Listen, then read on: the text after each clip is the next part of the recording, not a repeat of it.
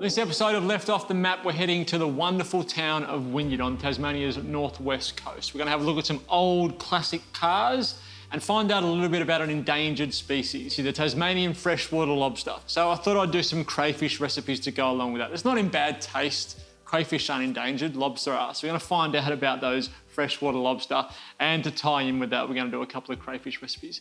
Get yourself a tea towel. The tail meat, well, the tail is basically where all the meat is.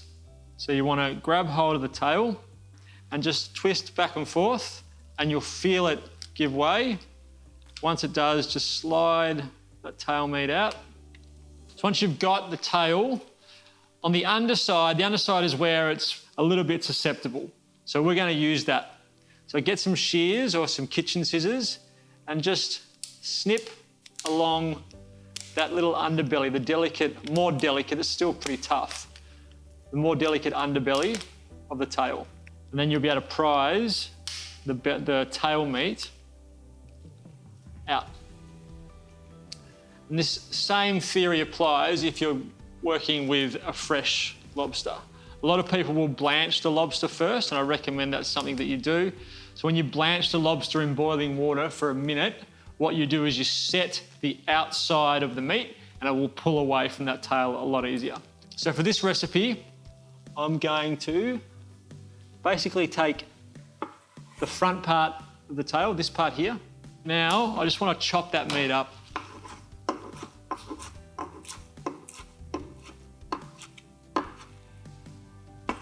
So that is normally sort of the trimmings, the leftover pieces. We're going to use it to make our salad. In here, I've got all of the ingredients that you would use to make something similar to a Thai salad, which is what we're going to do. Thai flavors, but a few different tweaks on it. I'm going to char some corn, avocado and tomato, so a lot of sort of Mexican and Thai together. All right, chili. I want to de-seed and dice. Devein, that's where most of the heat is going to live. So now you've just got that sweetness and a little bit of heat of the chili. And then cut it into little strips, and then we'll dice those strips.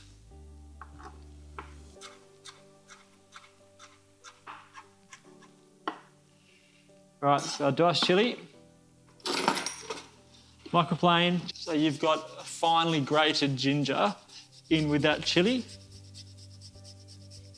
You don't need a lot, so probably 1/2 centimetre. So 1/2 centimetre of finely grated ginger in. I'm going to do the same with the garlic actually. I'm going to grate that as well. Pop that in, that way our dressing is going to be nice and fine. Lemongrass, I'm going to do the same. Grate that. About the same amount of lemongrass as you had of the ginger.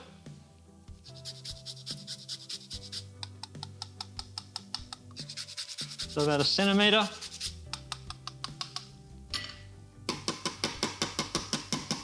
In with our lobster meat.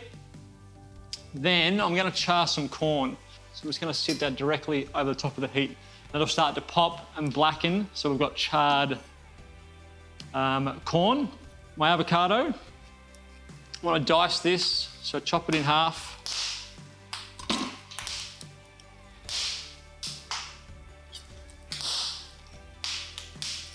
So you can hear that corn popping away. Dice this in the skin. You want a reasonably fine dice. Scoop that out with a spoon. So these are all those classic flavours that's coming together of sort of classic Thai flavours and classic Mexican flavours. A couple of tomatoes, which I'll quarter. So some cherry tomatoes in half, and then in half again for quarters. So there's 5 cherry tomatoes there. And I'm going to turn my corn. So we should have a nice char on my corn, which I have, so I turn it over. Get it going the other way.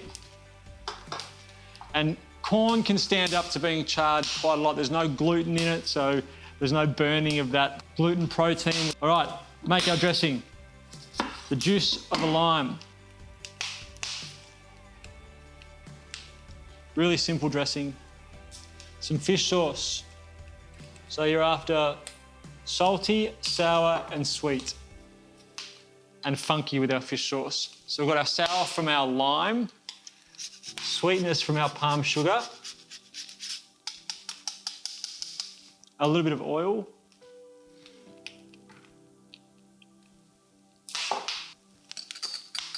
give that a stir. A little bit more acid.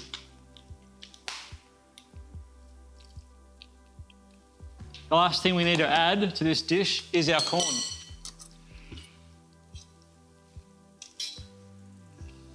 Don't turn it up this way and cut it. Your corn kernels will fall everywhere. Down like this. All right, see how that doesn't make anywhere near as much of a mess as chopping corn normally does. Pour this into our dressing.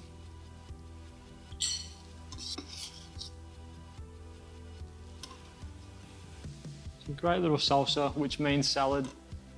So mix all that together with that dressing. Everything coated. Like I said, it will need a good pinch of salt.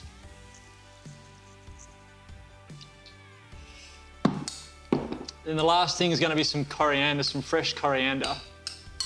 So, get the top off some of this curry. You can chop this up as much as you want to or leave it pretty chunky, which is what I'm going to do. Another stir. And then you want to taste.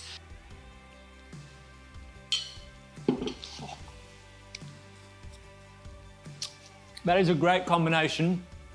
Oh, the fish sauce is awesome. It's a great combination of two cuisines that marry up so nicely. Thai and Mexican coming together with a fantastic Tasmanian crayfish. We've still got this whole tail left and we've got a great crayfish dish already made. So we'll go and check out a little bit about these cars at the wonders of Wynyard and go to the lobster ponds and learn about the freshwater lobster, and we'll come back for one last lobster recipe.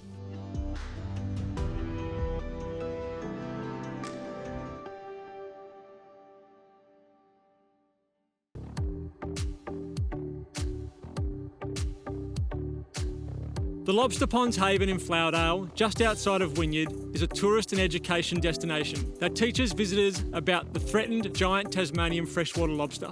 The largest freshwater lobster in the world, it is critically endangered. Manager Kevin Hyland and his team at Lobster Ponds Haven had a major breakthrough in 2017 when they were the first to successfully breed freshwater lobster in captivity.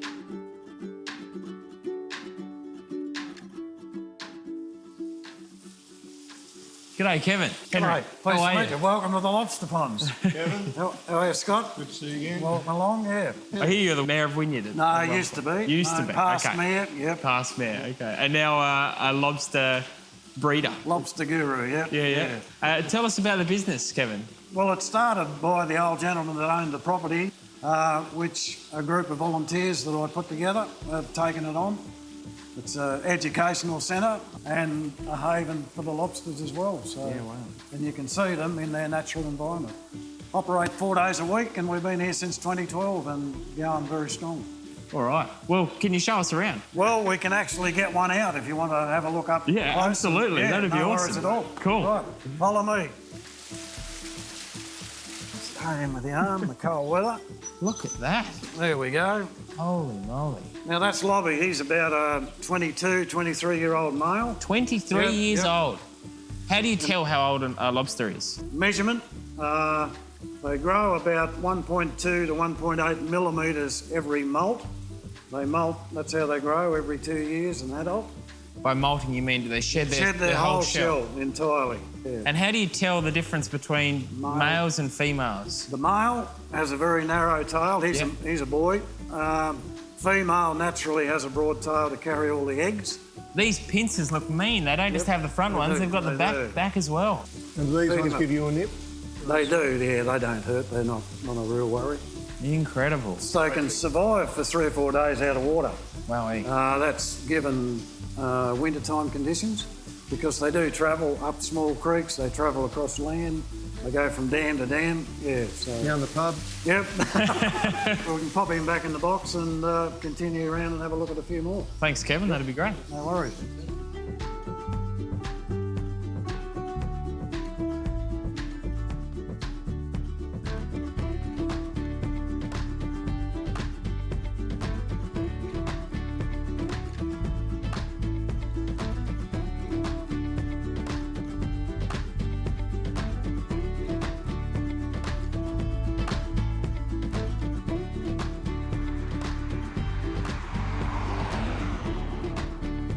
The Wonders of Wynyard Exhibition and Tourism Information Centre is located in the heart of the township of Wynyard.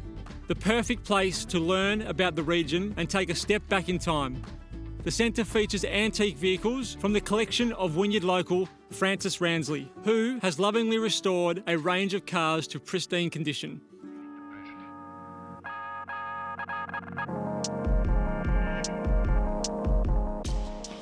Where are we going to start, Viv? Well, welcome to the Ransley Veteran Car Collection. This is quite a unique collection in that most cars here are all owned by Francis himself. The pride of the fleet, I guess you could say, would be the little Model A here, which is the equal oldest Ford in existence. It's build number 31, and 30 and 31 left the works on the 4th of August 1903. Number 30 went to the UK initially and was repurchased at an auction by Ford in later years, and is now in a collection of Henry Ford's grandson back in the United States. So this is the equal oldest Ford in existence.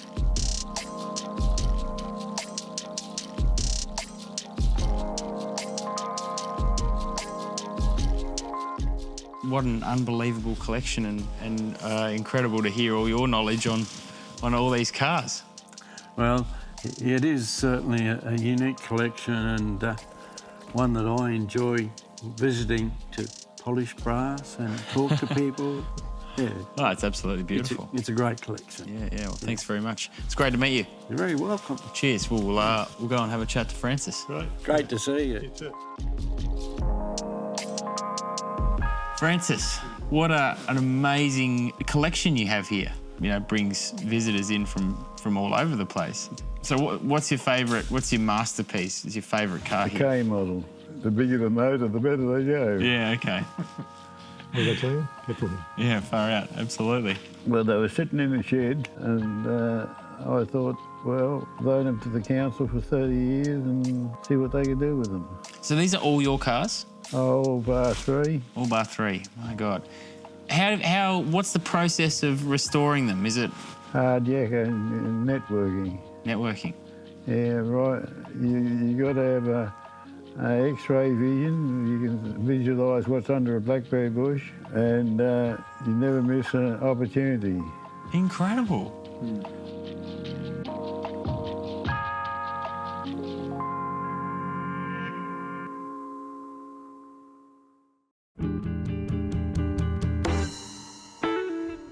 On this episode of Taco Tuesday, we're looking at a very, very different dish, probably a dish that a lot of people don't know is Mexican. Albondigas are basically Mexican meatballs. So we're gonna make albondigas.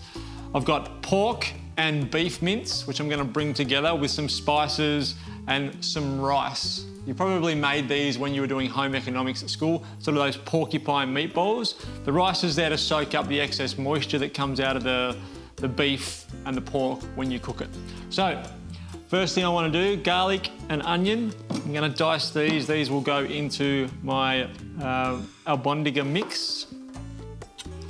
And in Mexico, albondigas there's lots of different things that are made into albondigas. Seafood, at times you make a seafood or a fish mousse and turn it into a little albondiga.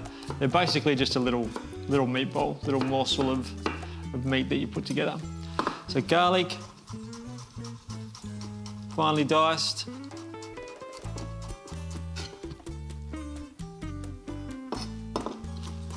I'm I'm gonna dice my onion nice and fine as well. Basically, we're trying to get as much flavour as we can into these little meatballs. Once I've finished dicing the onion, it will go into a bowl with my pork and with my beef. And the reason we use pork and beef is we want a little bit of fat, otherwise they dry out.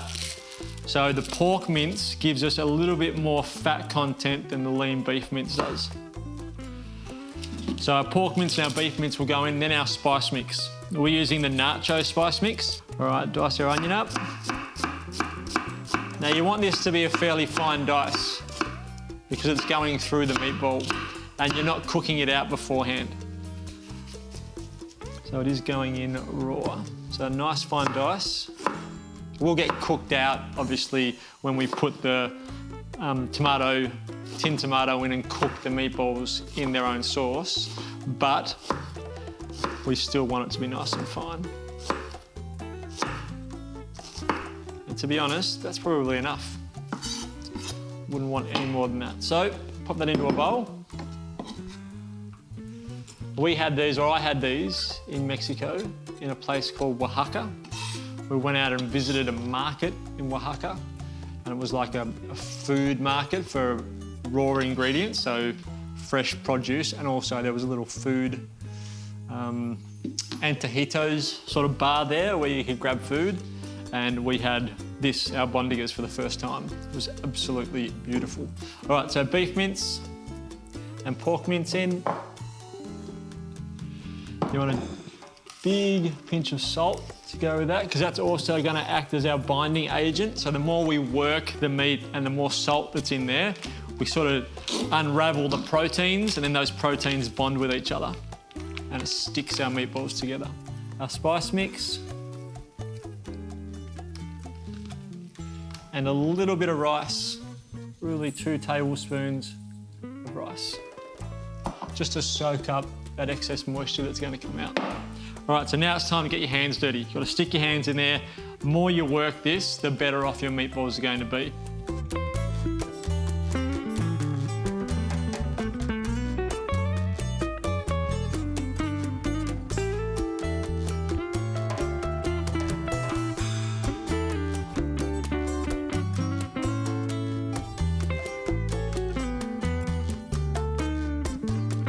So a good little tip when you're rolling out these meatballs, get a little jug of water like I had and just keep your hands wet. That way you won't get the meat stick to you. It'll be much easier to roll the meatballs.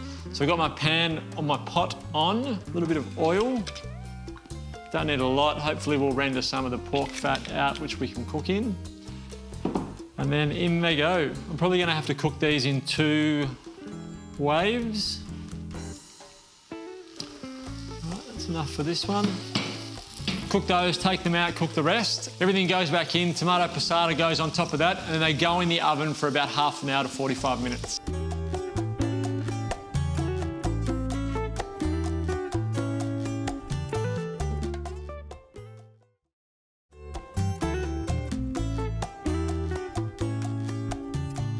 I've added my tin tomatoes to that, and now it's ready to go into the oven. So I can turn that heat off, pop it into a roasting tray.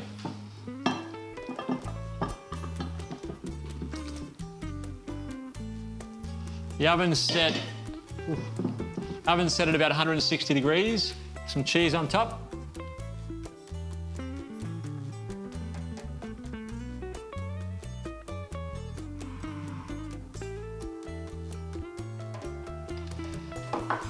And in it goes.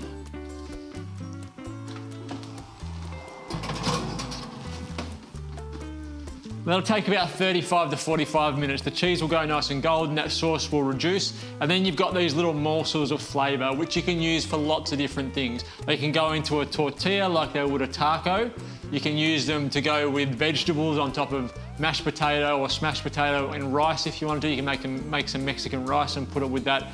They're very, very versatile and can be used in many, many different ways. So it's a good recipe to have up your sleeve and a great way for us to showcase something a little different, not so taco-ish on Taco Tuesday. And a great memory for me of traveling through Mexico, eating these in that market in Oaxaca, and having my eyes open to a dish that I had no idea actually existed in Mexico. This idea of these little meatballs sitting in a nice little simmer sauce that you can use on many, many different things. I had no idea there was any such thing as an albondiga. So thank you for joining us on Old El Paso Taco Tuesday for something a little bit different, something that's not a taco but is still just as tasty. You can make at home.